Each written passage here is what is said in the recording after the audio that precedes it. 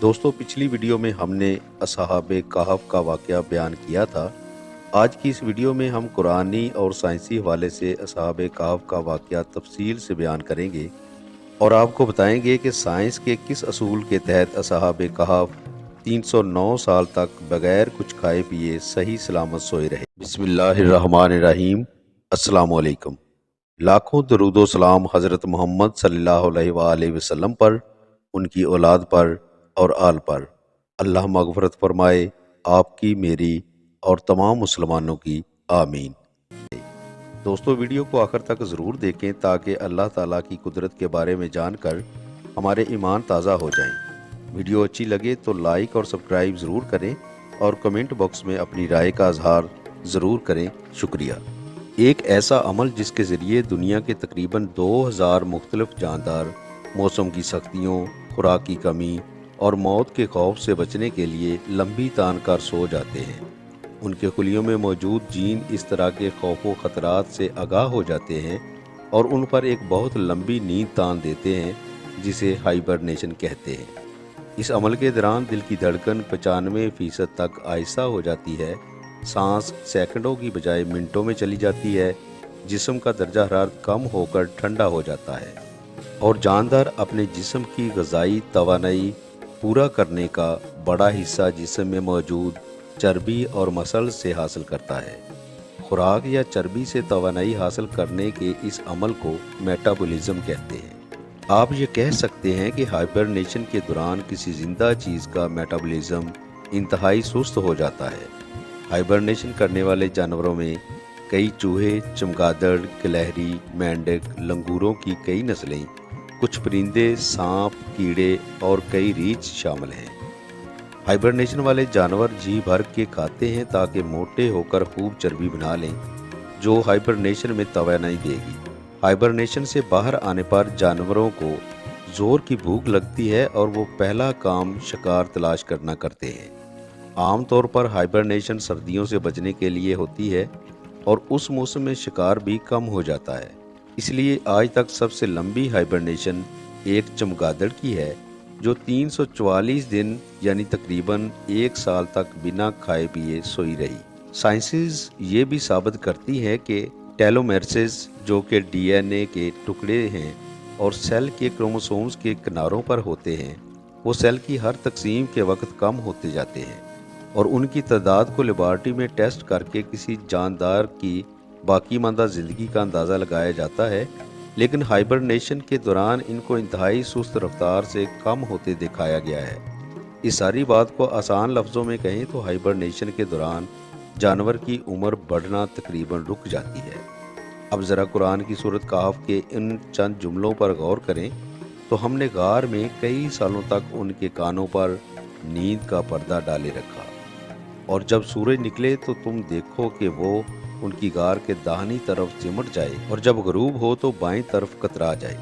ये खुदा की निशानियों में से हैं और तुम उनका ख्याल करो कि जाग रहे हैं हालांकि वो सो रहे हैं, और हम उनको दाएं और बाएं करवटें बदलाते थे और उनका कुत्ता चौखट पर दोनों हाथ फैलाए हुए था।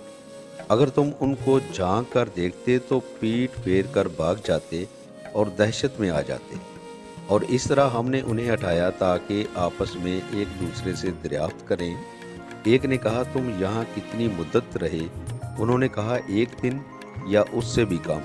उन्होंने कहा, जितनी मुद्दत तुम रहे हो तुम्हारा परवरदिगार ही उसको खूब जानता है। तो अपने में से किसी को ये रुपया देकर शहर भेजो, वो देखे नफीस यानी तवानाई से भरपूर खाना कौन सा है, तो उसमें से खाना ले आए और आहिस्ता आहिस्ता आ जाए और तुम्हारा हाल किसी को ना बताए। साइंसेस ये कहती हैं कि हाइबरनेशन के दौरान कई जानदारों के जिस्म के कई हिस्से यानी आर्गन्स काम करना बंद कर देते हैं।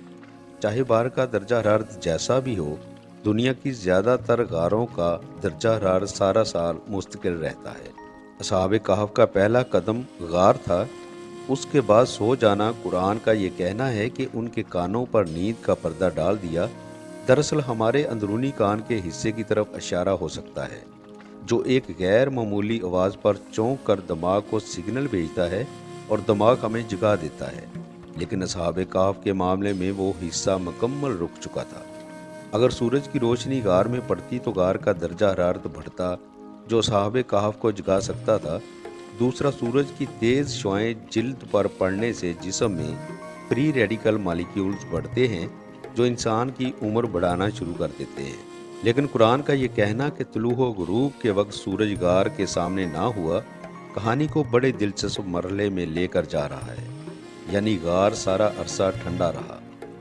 दोस्तों, साइंसिस मानती है कि सोया हुआ शख्स अगर ज़्यादा देर तक करवट ना बदले तो खून का बहाव रुकने और प्रेशर की वजह से जिस्म पर बड़े बड़े जख्मों की बीमारी का शिकार हो सकता है, जिसे प्रेशर अल्सर कहते हैं। लेकिन कुरान कहता है कि असहाबे कहफ की करवट बाकायदा बदलाई जाती रही, चनाचे वो इस बीमारी से महफूज रहे। साइंस कहती है कि अगर आंखें ज़्यादा देर तक बंद रहें तो आंखों के नर्व ऑप्टिक को नुकसान पहुंचाकर अंधा कर सकती हैं।